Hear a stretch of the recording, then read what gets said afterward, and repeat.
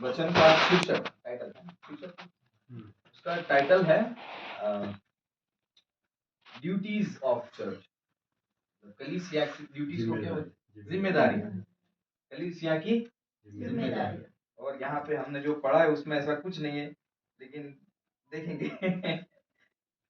यूहन्ना रचित सुसमाचार और उसका 11वां अध्याय और उसकी वैसे तो पूरा चैप्टर हम देखते हैं कि वो पूरा चैप्टर लाजरस के बारे में है ना, कि 45-44 तक। अब हम देखेंगे तो उसमें एक स्थिति ऐसी है कि बेथानिया नाम का एक गांव है, एक छोटा सा टाउन है, एक छोटा सा शहर है। वहां पे 2 बहनें हैं और उनका एक भाई है, हम सब जानते हैं, मार्था, मरियम और लाजर।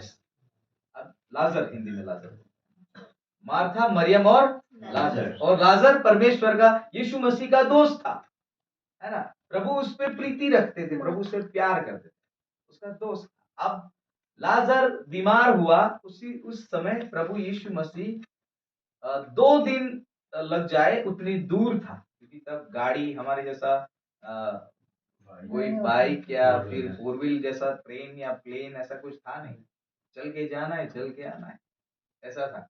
तो यीशु मसीह को पहले तो संदेश दिया मार्था और मरियम ने कि मेरा भाई बीमार है और आप हो सके उतना जल्दी आइए ताकि उसको आप ठीक कर पाओ, उसे आप चंगा कर दीजिए। अब क्या होता है, यीशु मसीह तक उन्होंने ये मैसेज तो पहुंचा दिया, लेकिन क्या होता है, यीशु मसीह उसे सुनने के बाद फिर भी 4, 5, 6 आयत में पढ़ते हैं, यीशु मसीह कहता है उन जानने के बाद भी 2 दिन वहां पे रुकते हैं। लाजर बीमार है और फिर भी वो जानने के बाद वो मैसेज, वो संदेश उन तक पहुंच गया, फिर भी वो 2 दिन वहां पे जहां वो गए हैं रुकते हैं। उसके बाद यीशु मसीह वापस आते हैं। जब वापस आते हैं तब हम देखते हैं कि लाजर मर चुका है। क्या हुआ है? लाजर मर चुका है। और उस समय यीशु मसीह जब वो बैथानिया गांव में आए हैं, अभी तक पूरे गांव में एंटर नहीं हो चुके, थोड़े दूर है, 1.5-2 किलोमीटर दूर है। तब जब मार्था को पता चलता है, वो वहां से अपने घर से उठ के वहां जाती है जहां यीशु मसीह 19th वर्ष में लिखा है। वो अपने हर वो शोक को, चिंता को, रोना धोना, सब जो रिलेटिव्स आए हैं उन सबको छोड़ के वो वहां जाती है जहां यीशु मसीह है। वहां पे जाके मिलती है, यीशु मसीह को सलाम कहती है। यीशु मसीह उसे कहता है क्या हो गया? बोले अगर तू यहाँ होता तो मेरा भाई नहीं मरता। तो यीशु मसीह कहता है कि तू चिंता मत कर, अभी भी वो नहीं मरा है। जो कोई मुझ में विश्वास करता है वो कभी नहीं मरेगा, क्योंकि पुनरुत्थान और जीवन। तो वो कहती है कि हाँ मैं जानती हूँ कि वो फिर से पुनरुत्थान के दिन उठेगा। यीशु मसीह कहते हैं नहीं, मैं उसके बारे में बात नहीं करता, वो तो है, लेकिन क्या तुझे लगता है कि वो फिर से जीवित हो सकता है? तो थोड़ा सर खुजाती है और फिर कहती है हो सकता है ना। तब यीशु मसीह कहता है कि अगर तू विश्वास करती है तो परमेश्वर का महिमा, परमेश्वर के महिमा को देख नहीं पाएगी। ये थोड़ी सी स्टोरी मैं बताना चाहता हूँ पहले। अब उसके बाद वो मरियम को जाके बताती है कि यीशु मसीह आए।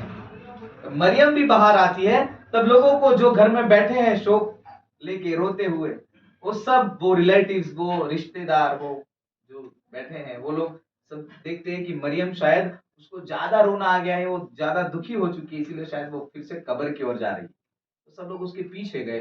तब वो तो यीशु मसीह को मिलने गई, है ना। अब जब यीशु मसीह, मार्था, मरियम और बहुत सारे लोग सब मिल के कब्र की ओर जाते हैं और वहां पे यीशु मसीह कहता है कि क्या तू परमेश्वर का महिमा देखना चाहिए? तो कहती कि हाँ, तू वही है जिसे खुदा ने भेजा है, ऐसा विश्वास करते है ना। क्या हम वो विश्वास करते हैं? तो वही है जो खुदा का भेजा है। Hallelujah, hallelujah. तब परमेश्वर पे वो विश्वास होने के कारण वो परमेश्वर कहता है पत्थर को हटाओ। 39 में लिखा है ना, 39 में लिखा है पत्थर को हटाओ। पत्थर को हटाने की बात करते हैं। फिर लाजर को बाहर बुलाते हैं यीशु मसीह, प्रभु का धन्यवाद देते हैं पहले, फिर लाजर को बाहर बुलाते हैं। लाजर कैसा आता है बाहर? कपड़े में पूरा बंधा हुआ है, एक पर्दा लेके या पूरा कपड़ा लेके पूरा बंधा है, वो चल भी नहीं पा रहा, लेकिन वो बाहर आया। हालेलुया। वो बाहर आता है। वो जो पत्थर जहां पे था, वो दरवाजा मतलब जो गेट मतलब जो एंट्रेंस है, प्रवेश द्वार, वहां तक आता है। तब यीशु मसीह सबको कहते हैं कि उनके उसके बंधनों को खोलें और उसे जाने दीजिए। क्या लिखा है 44 में? लिखा हुआ उसके है, मुंह पर अंगूछा लिपटा हुआ था। यीशु ने उससे कहा, कफन को खोल दो और उसे जाने दो। उसे जाने। हालेलुया। अब रियल स्टोरी चालू होगी। जो मेरा विषय है, विषय क्या है? Responsibility, duties of the church. एक कलीसिया की रिस्पॉन्सिबिलिटीज, जिम्मेदारियां क्या है, मैं बताता हूं। पहले तो जब लाजर, हम आत्मिक जीवन 3 स्तर में बांटते हैं। आज मैं बोलूंगा 3 स्तर में, 3 लेवल, स्तर सही है ना? 3 स्तरों में हम आत्मिक जीवन को बांटना चाहता हूं आज मैं। एक है बीमारी, बोलिए सब, बोलिए बीमारी। हालेलुया, बीमारी। दूसरा है मौत, मृत्यु। अब तीसरा है पुनः जीवन, है ना? तीसरा है बीमारी, मृत्यु और पुनः जीवन। Sickness, death and new life. Hallelujah. अब यहाँ पे इस 3 स्तरों को हम देखेंगे तो ख्रिस्ती जीवन में, आत्मिक जीवन में हम कहते हैं कि मैं बीमार नहीं हूं। जो यंग है, जो ये वाली जो सेट्टी पे बैठे, पलंग में बैठे, वो लोग को कोई प्रकार की बीमारी नहीं है, राइट? उनको नहीं है, वो स्वस्थ है। ऐसे बहुत सारे लोग हैं, वो स्वस्थ है, अपने आप को स्वस्थ मानते हैं शारीरिक रीति से। आत्मिक रीति से बीमार होने का मतलब क्या है, मैं बताऊंगा। पहले तो अगर मेरे घर में मैच चल रहा है 2020 या फुटबॉल या जो भी मुझे इंटरेस्ट है, अगर मैं वो देख रहा हूँ, महेंद्र सिंह धोनी आगे जाके एक 6 मारता है, या मेरी मैच जीत जाती है, या कोई कैच पकड़ लेता है, या मेरी टीम जीतने वाली होती है, मैं इतना एक्साइटेड होता हूँ, बैठा हूँ, खुश हो जाता हूँ, ताली मारता हूँ, मैं पार्टी करता हूँ, लोगों को फोन करता हूँ, इंडिया जीतने वाली है कि नहीं? एक्साइटमेंट, मैं इतना एक्साइटेड हो जाता हूं, मैं बहुत खुश हो जाता हूं। लेकिन वही प्रेम, वही आनंद, वही ताली बजाना, वही खुश होना प्रभु की आराधना में नहीं होता। उसका मतलब हम आत्मिक रीति से बीमार है कि नहीं? पूरा डायलॉग, जब तक बैठने को ना कहा जाए तब तक शराब से खड़े रहो, अमिताभ बच्चन का डायलॉग। पूरे डायलॉग हमको याद रहते हैं, एक वचन याद करने में हमें खुजली हो जाती है। वो आत्मिक बीमारी है, वो आत्मिक बीमारी। हम किसी का न्याय करते हैं, हम किसी की जीवन के बारे में उसकी गलतियां निकालते हैं, लेकिन खुद की गलतियां नहीं देखते हैं। वो आत्मिक बीमारी है। जो प्रभु कहता है हम वो नहीं करते हैं, और जो नहीं करना चाहिए वो हम करते हैं, वो आत्मिक बीमारी है। प्रभु ने तुम्हें और हमें उसकी स्तुति करने के लिए बनाया है, और उसका स्तवन करने, उसका गुणानुवाद करने के 43:21 आइजाया बोलता है। आइजाया 43:21 कहता है कि हमें उसने अपने हाथों से इसलिए बनाया है कि हम उसका गुणानुवाद करें। फिर भी हम अगर वो नहीं करते हैं, उसका मतलब हम आत्मिक रीति से बीमार। ऐसे में बहुत सारे रीजंस बता सकता हूं। यहाँ पे मैं संदेश दे रहा हूं, और कई सारों को ऐसा होगा कि कब खत्म हो जाए, वो आत्मिक रीति से बीमार है। मैं गुजराती में हर रोज छोटा छोटा मेडिटेशन करके, हर रोज नहीं, कभी जब जब समय मिलता है, मैं यूट्यूब पर रखता हूं। मैं जब गाना रखता हूं या कुछ इंटरेस्टिंग चीज रखता हूं तो मेरे 300-400 व्यूज हो जाते हैं, लेकिन सरमन रखता हूं ना तो बस 50 व्यूज भी वो आत्मिक बीमारी है। ऐसे बहुत सारे रीजन है जो मैं बता सकता हूं। आप अपने जीवन में जब अपना खुद का मूल्यांकन करेंगे, तब पता चलेगा कि मैं बहुत सारी रीति में आत्मिक रीति से बीमार हूं। दूसरा स्तर, मौत, मृत्यु। जिसको कोई फर्क नहीं पड़ता क्या चल रहा है, वचन चल रहा है, कोई कलीसिया में जा रहा है, कोई चर्च में जा रहा है, या मुझे कोई जादू टोना करने वाले के पास ले जा रहा है, या कोई मुझे मंदिर में ले जा रहा है, या मुझे कोई दूसरे ईश्वर के पास ले जा रहा है, या मैं पाप कर रहा हूं कि नहीं कर रहा हूं। अगर मैं पाप करता हूं तो क्या बुरा है, उसका मतलब उसको अगर कोई फर्क नहीं पड़ता, वो मर गया है, वो मर गया है। दोस्त, मैं जो भी करता हूं वो जानबूझ के करता हूं, या फिर एक चीज है, मुझे मेरे दोस्त ले जाते हैं, मरे हुओं को ही लोग ले जाते हैं, जिंदा खुद चलता है। मुझे मेरे दोस्त दारू पीने ले गए, मुझे मेरे दोस्त ये करने ले गए, मुझे मेरे दोस्त ये करने ले गए, मेरे दोस्तों की वजह से मैं मेरे जीवन में ये हो गया, वो सब दिखाता है मृत्यु को, वो आत्मिक मृत्यु। और तीसरा पुनर्जीवन, वो लास्ट में बात करेंगे, आखिर में बात करेंगे। जब बीमार होते हैं तो हम किसके पास जाते हैं? डॉक्टर के पास जाते हैं। डॉक्टर 2-4 इंजेक्शन दे देते, आगे पीछे ऊपर नीचे बोतल लगा देते हैं, बहुत कुछ है? गोलियां देते हैं, छोटी बड़ी लंबी चौड़ी काली पीली। आत्मिक रीति से बीमार होते हैं तो हम भाई साहब के पास जाते हैं, पास्टर के पास जाते हैं, प्रभु के सेवक के पास। अगर नहीं जाते हैं, किसी किसी को तो लगता ही नहीं कि वो बीमार है, जैसे कि डायबिटीज है ना।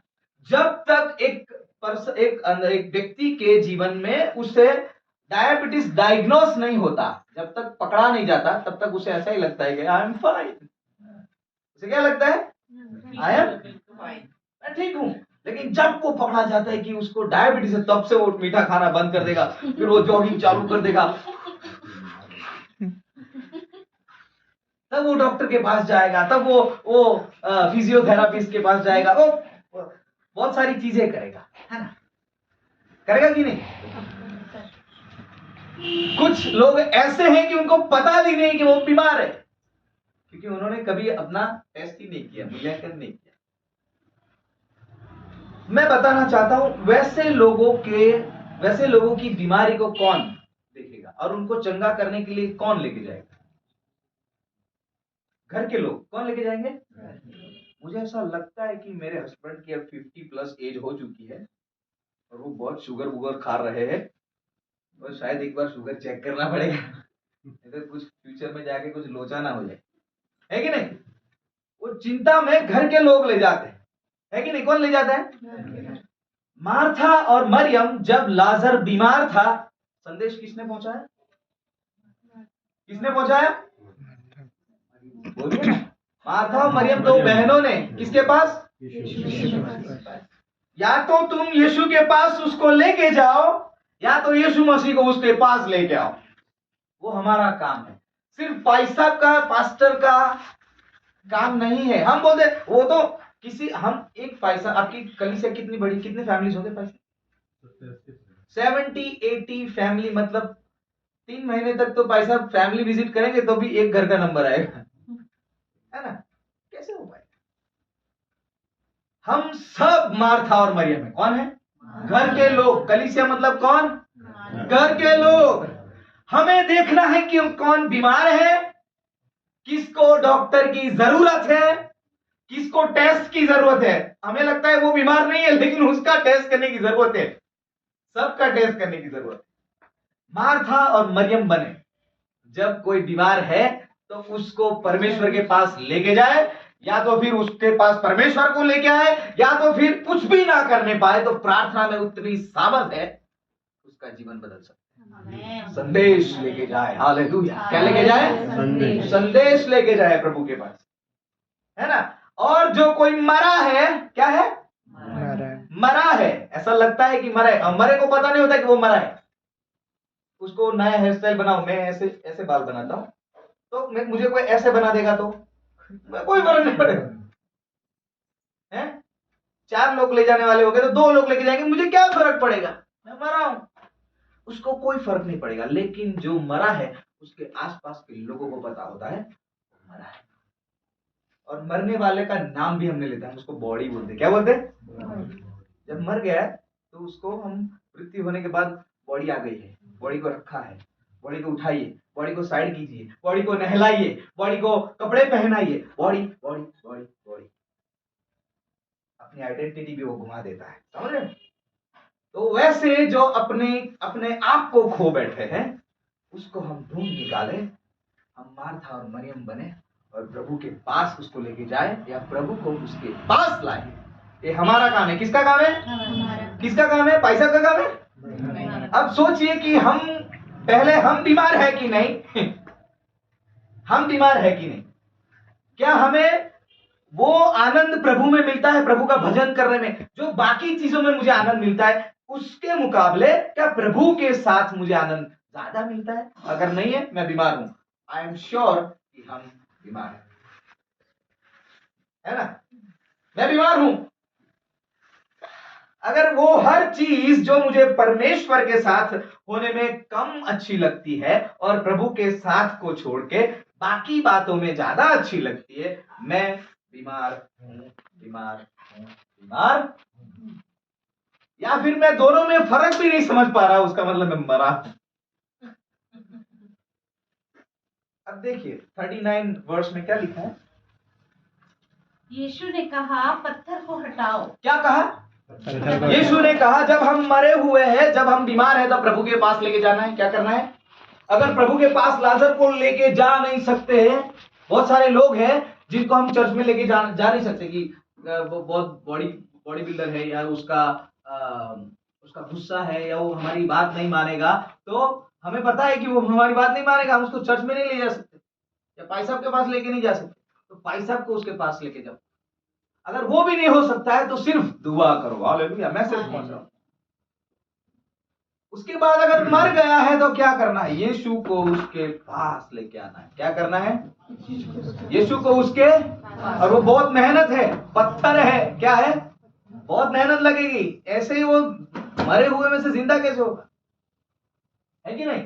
क्या होता है जब वो मरा है तो पत्थर हटाने वाले कौन होते हैं? यीशु मसीह ने पत्थर हटाया? नहीं। यीशु मसीह ने उसे जिंदा किया, लेकिन पत्थर किसने हटाया? लोगों ने। कौन? जो उसके रूटीन लाइफ में थे, उसके साथ जो फैमिली में था, कलीसिया। समझ रहे हो? पत्थर कौन हटाता है? अगर किसी को जिंदा करना है, बोलो आमीन। अगर किसी को जिंदा करना है तो जिम्मेदारी हमारी है पत्थर हटाने। समझ रहे?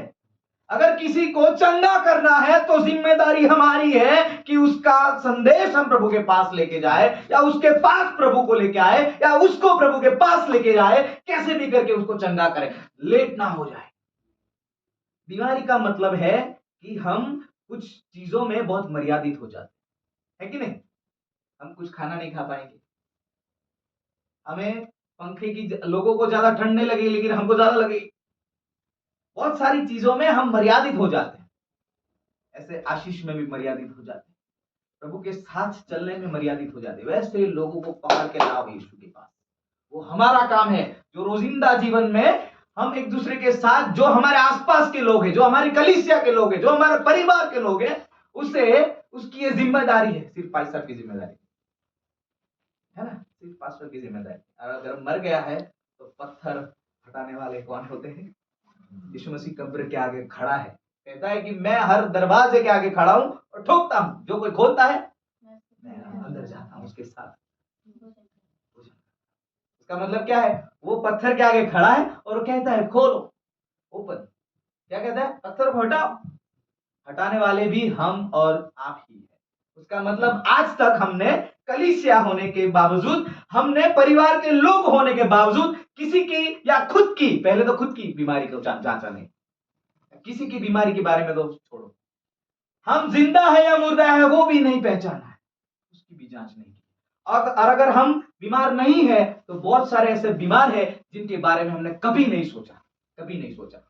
हम उनका न्याय करते हैं, अरे हम उनके बारे में राय देते हैं, है ना, वो तो ऐसा करते हैं, अरे छोड़ो ना, उनका तो ऐसा ही है, अरे नहीं, that is not our work. हमारा काम नहीं है कि हम उनका न्याय करें। वही बोलते हैं ना, न्याय करें। We are not the one, I am not the one who can judge others. मैं किसी को न्याय नहीं कर सकता। मैं उसके जीवन में ऐसा क्यों है उसका रास्ता निकालने वाला, क्योंकि मैं कलीसिया का बंदा हूं, मैं उसका साथी हूं, मैं परमेश्वर ने भेजा गया, मैं एक उसका दूत। समझ रहे आप? कलीसिया में मैं क्यों, मुझे उसके साथ पहचान क्यों है मेरी?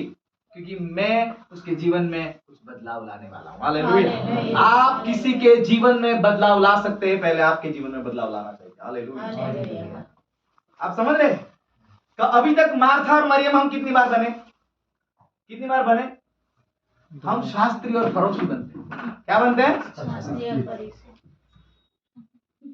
सच्ची में अगर मैं आपको बताऊं, मैथ्यू चैप्टर 12 में, जब मैथ्यू चैप्टर 12 खोलिए, मैथ्यू चैप्टर 12 में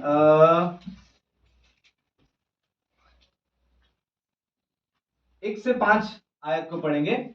उस समय यीशु सब्त के दिन खेतों में से होकर जा रहा था और उसके चेलों को भूख लगी, सो वे बालें तोड़ने लगे।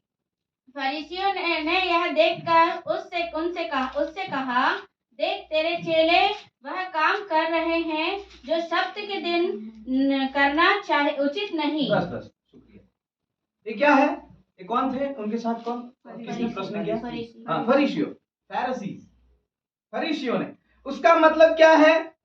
हम लोग जो ऐसा मानते हैं कि मैं चर्च में जाता हूं या दान धर्म करता हूं या भाई साहब के आगे पीछे रहता हूं या मुझे कोई भी कलीसिया में जरूरत होती है तो मैं आगे खड़ा रह जाता हूं, उसका मतलब ये नहीं होता है कि मैं बीमार नहीं। क्योंकि ये जो लोग थे फरीसी, उनका उद्धार हुआ नहीं था। वो लोग यीशु मसीह के साथ इसीलिए चलते थे कि यीशु मसीह की और लोगों की गलती निकालने पाए। वो हमेशा, यीशु मसीह कहाँ है? खेत में है। कहाँ है? अब सोचो, वो खेतों में होकर चल के जा रहे हैं अपने शिष्यों के साथ, फिर भी वहां पे उनके साथ, मतलब कॉन्स्टेंटली उसके साथ चलने वाले थे फरीसी, लेकिन फिर भी उसके साथ नहीं थे। मैं एक बार शायद बोला हूं, God is with everyone but not everyone is with God, है ना? उसका हिंदी में क्या होता है? परमेश्वर सबके साथ है लेकिन सब लोग परमेश्वर के साथ, वो दिखते हैं लेकिन वो जूदा इस्करियोत की तरफ दिखते हैं। समझ रहे? वो दिखते हैं, साथ दिखते हैं, लेकिन वो दिखते हैं। वो लोग गलती निकालने के लिए, हम किसी की गलती निकालने के काम करते हैं तो हम वो शास्त्री और फरोशी वाला काम करते हैं। समझ रहे? हम बीमार हैं। क्या है? हम बीमार हैं। पहले तो हमें जांचना है कि हम बीमार है कि नहीं, और किसी के बारे में हम राय देने से पहले सोचे कि उसकी राय मैं क्यों दे रहा हूं, उसके जीवन में ऐसा है तो वो भी बीमार है, तो मुझे उसकी चंगाई के लिए कुछ करना पड़ेगा। मुझे मेरी चंगाई की जरूरत है, उसकी भी चंगाई की जरूरत है, और हम मिल के यीशु की खोज करें। वो है कलीसिया का धर्म, वो है कलीसिया का धर्म। पत्थर हटाने वाले आप और मैं होते हैं, प्रभु के पास ले जाने वाले आप और मैं होते हैं। और उसके बाद आखिरी 44 पढ़िए। जो मर गया था वो कब्र से बाहर निकल आया। हालेलुया। उसके हाथ पैर कफन में बंधे हुए थे, उसके मुंह पर अंगूछा लिपटा हुआ था। यीशु ने उससे कहा, कफन को खोल दो और उसे जाने दो। कफन को बोलिए, कफन को खोल दो और उसे जाने दो। कफन कौन खोलता है? कफन कौन खोलता है? मार्था मरियम। कफन कौन खोलता है? आसपास के लोग। उसको जाने देने के लिए वो यीशु मसीह किसको कहता है? आसपास के लोगों को। का मतलब क्या होता है? का मतलब क्या होता है? अगर मैं वैसा नहीं करता हूं, मार्था और मरियम नहीं बनता हूं, और यीशु मसीह ने जो कफन खोलने की बात की है, यीशु मसीह ने पत्थर हटाने की बात की है, वो जो काम मुझे दिया गया है वो मैं नहीं करता हूं, तो भी मैं बीमार, कितनी बड़ी बात है, कितनी बड़ी बात। दूसरी बात, अब हम आएंगे बीमारी, मृत्यु और आखिरी क्या था? पुनरुत्थान, पुनरुत्थान, नया जीवन। नया जीवन की बात करें तो यीशु मसीह ने नया जीवन कौन दे सकता है? लेकिन कब्र तक कौन लेके गया? कब्र तक कौन लेके गया? मरियम माता। किसी को नया जीवन देने के लिए परमेश्वर को उसके पास ले जाने वाले आप और नया जीवन तो मिल गया है, लेकिन अगर उसको वो पुराने जीवन के उसी बंधनों में रखा जाएगा तो फिर से मर जाएगा, फिर से बीमार हो जाएगा, फिर से मर जाएगा। इसलिए उसके बंधन भी खोलना किसके हाथ का काम है। अब सोचिए हमारी कलीसिया कितनी बड़ी है, 80 फैमिलीज में से अगर 4 लोग आए तो 8 3 240 लोग, तो सिर्फ 4 की मैं बात करता हूं, तो 240 लोग हमारी मीटिंग में होने चाहिए। कितने लोग होने चाहिए? कितनी बीमारी फैली हुई है। अब सोचिए, और उस बीमारी को फैलाने का काम शैतान कर रहा है, लेकिन मैं भी बैठे बैठे ताली बजा रहा हूं, मैं भी उसका नाटक, उसके नखरे देख रहा हूं, है कि नहीं? क्योंकि मैं भी बीमार हूं, क्योंकि मैं उसके लिए कुछ नहीं कर रहा, क्योंकि मैं मर्यादित हो चुका हूं, मैं मुझ में सामर्थ नहीं ऐसा लगता है, मैं क्यों करूं ऐसा लगता है, मुझसे नहीं हो पाएगा ऐसा लगता है। उसका मतलब यह है कि मैं पहले खुद यीशु मसीह के पास आए, खुद के संदेश को लेके जाएंगे, प्रभु मैं लाजर हूं, मैं बहुत जल्द मरने वाला हूं, 2-3 दिन में मरने वाला, अभी मैं बीमार हूं, मेरा संदेश सुन। हालेलुया, बोला आमीन। मेरा संदेश सुन, मेरी प्रार्थना सुन, मेरे पास आ। क्या कहना है? मेरे पास आ, ताकि मैं मर ना जाऊं। बोलिए, ताकि मैं, और जब यीशु आता है हम जीवित हो जाते हैं। हालेलुया, हमें चंगाई मिलती है। आमीन। तो फिर हमारा काम यह है कि हमें लोग, ऐसे लोग जो बीमार हैं उनको ढूंढना है, ना कि बैठे बैठे उनके बारे में राय देना है। वो छगन भाई ऐसा करते, वो मगन भाई ऐसा करते, अरे वो तो जाने दो ना, बहुत पैसे वाले बंदे हैं, उनके लाइफ में तो ये चलता है, उनके लाइफ में तो वो चलता है। नहीं, God doesn't care about all दोस।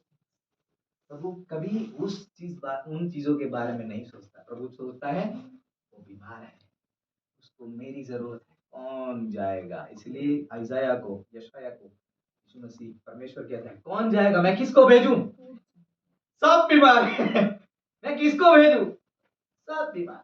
भाई साहब अकेले क्या करेंगे, मैडम अकेले क्या करेंगे, हम सबको खड़ा होना है। पहले हमें खुद की बीमारी को दूर करना है, हमारे जीवन में यीशु को लाना है, हमें शुद्ध पवित्र चंगा होके बहुत समर्थ बनना है। Hallelujah, hallelujah.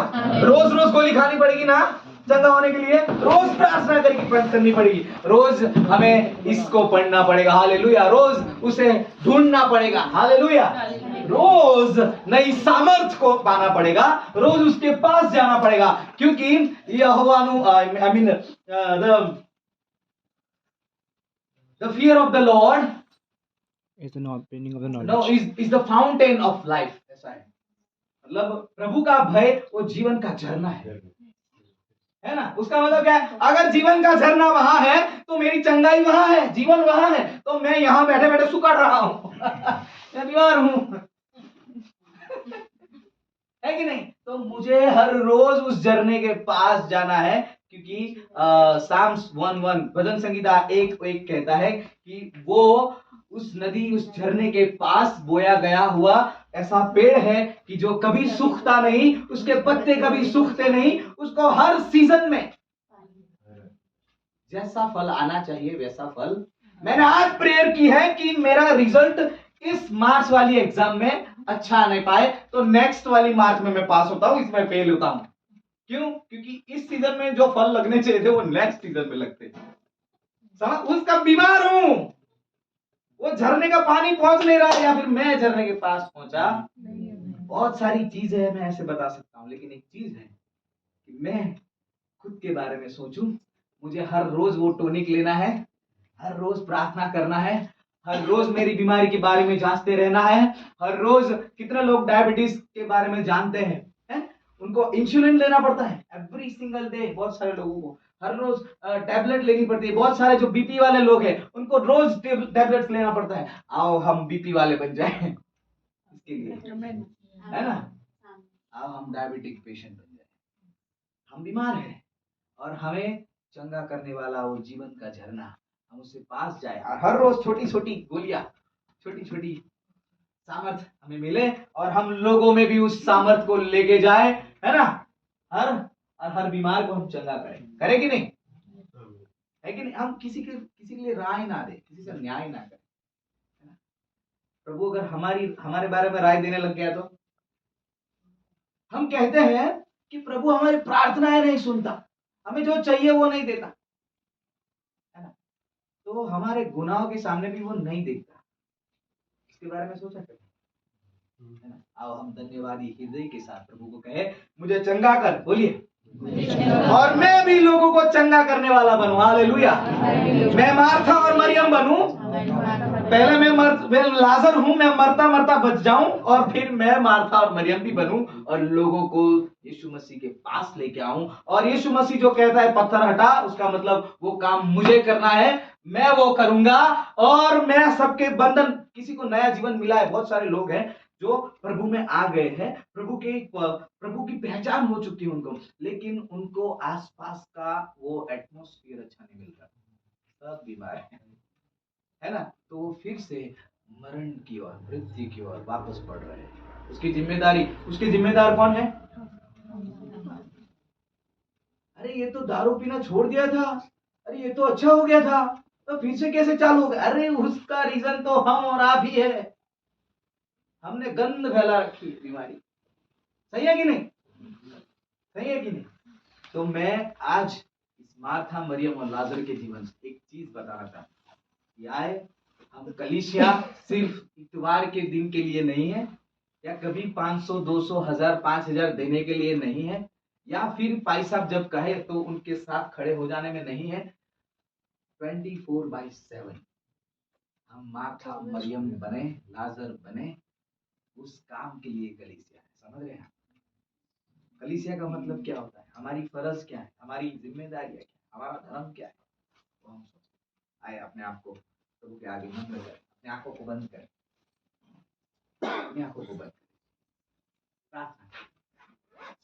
प्रभु आज मैं अपने आप को जांचना चाहता हूँ। हालेलुया। प्रभु मैं आज अपने आप को प्रश्न करना चाहता हूँ, सवाल करना चाहता हूँ कि मैं बीमार हूँ कि नहीं। ऐसे बहुत सारे तौर तरीके हैं, ऐसी बहुत सारी रीतियां हैं जिससे मैं अपने आप को जांच सकता हूँ, मैं अपने आप को परख सकता हूँ कि मैं बीमार हूँ।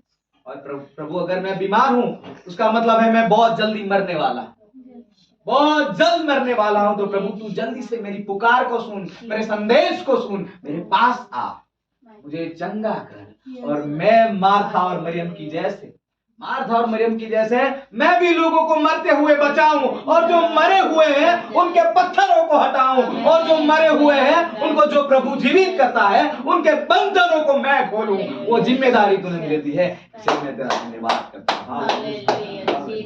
थैंक यू प्रभु इस समय के लिए, थैंक यू प्रभु। हालेलुया। प्रभु आया हम दुआ करें। पवित्र पवित्र पवित्र अति पवित्र हमारे सैन्यों के देव यहोवा, हम आपका धन्यवाद देते हैं आज की इस रात के लिए, आज की इस सभा के लिए, आज की इस मंडली के लिए, आज के समय के लिए। प्रभु जी आज आपने हमारे जीवन में हमें बताया कि हमें कलीसिया के तौर से, हम कलीसिया होने के नाते हमें क्या क्या करना चाहिए, हमारे क्या क्या धर्म है, हमारी क्या क्या रिस्पॉन्सिबिलिटीज है, और उसके पहले क्या हम वो कलीसिया भी है कि नहीं, वो हमें जांचना है। हम आपका धन्यवाद देते हैं प्रभु जी। आज जो हमने सीखा है, आज हमने जो समझा है, आज जो आपने हमें बताया है, उसके पिता परमेश्वर उसके मार्फत हम आपके पास आते हैं और हम कहते हैं कि प्रभु आज हम कुछ तय करना चाहते हैं, आज हम कुछ तय करना चाहते हैं, आज जो हम तय करते हैं उसके ऊपर हम ठहरना चाहते हैं, उसके हिसाब से हम चलना चाहते हैं, और उसके हिसाब से हम लोगों को तेरे पास लाना चाहते हैं। हमारी खुद की, कलीसिया की और पूरी दुनिया की बीमारी को मिटाने के लिए आज हम कुछ तय करना चाहते हैं।